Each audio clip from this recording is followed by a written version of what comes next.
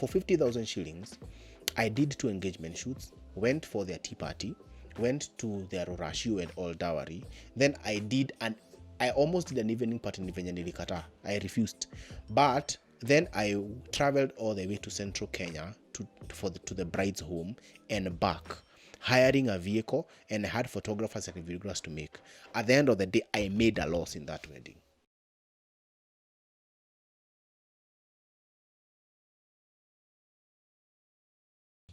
But there's a difference between determination and being desperate. Being desperate will really put you in a pit because you will get prices and offers that are ridiculous. And this is because the client will always sense that you are desperate, that you really need this thing so much. And anytime you are in a place where you need something so much, you'll always get an offer. As long as you need it, you'll always get an offer and you'll get ridiculous prices. And I already forgave those people because I really felt they took advantage of me because I was a new photographer. Too bad I lost more jobs because I lost jobs even of their sister's wedding and some other friends that we were schooling with in JKUAT. And it was extremely, extremely frustrating. And that's when I knew that being desperate does not benefit you.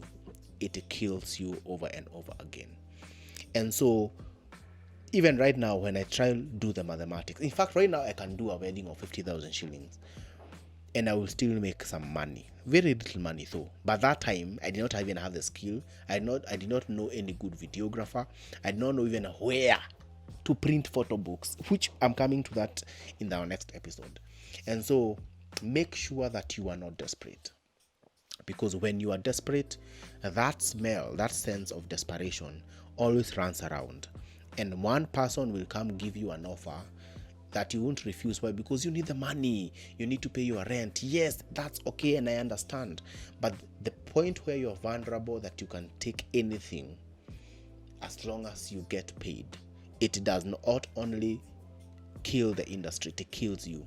First of all, that client will never come pay you any more money than what he paid you at first. If you can just struggle for a while, but then charge your value instead of being desperate. That's all we are saying.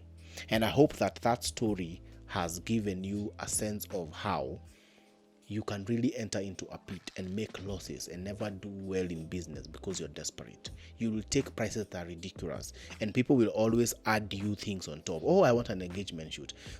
How can I do for 50,000 shillings? I did 2 engagement shoots, went for their tea party, went to their Rorashu and all dowry. Then I almost did an evening party in venye nilikata. I refused. But then I traveled all the way to central Kenya to the bride's home and back, hiring a vehicle, and I had photographers and videographers to make.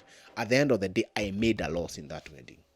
So it was better that I had not taken the job out of desperation because I had already spent 10,000 from my pocket. I remember even when coming back, the vehicle we had hired from my cousin, iliisha mafuta.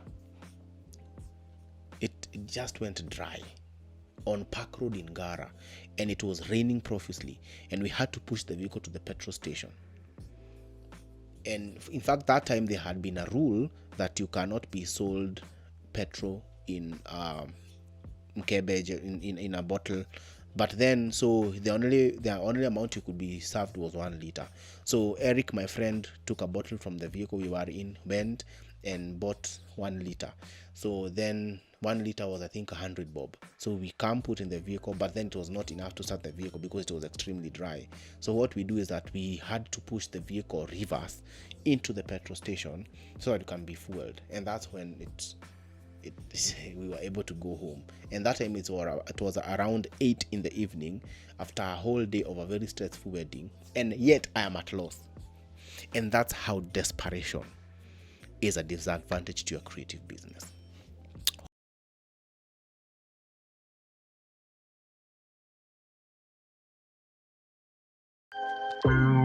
Hi, thank you so much for watching this episode and also for supporting our channel. However, what you've just watched is a snippet and a glimpse of the long form content that we have on our podcast. Yes, we do have a podcast, and in fact, you have had it for over 6 months now. What we do is that we take the short form content we upload on YouTube and upload the long form content on our podcast. All you need to do is click the link in the description below written our podcast, and then it will lead you to the podcast page where you can listen to the long form content. In fact, this episode you've just watched has its long form content on our podcast.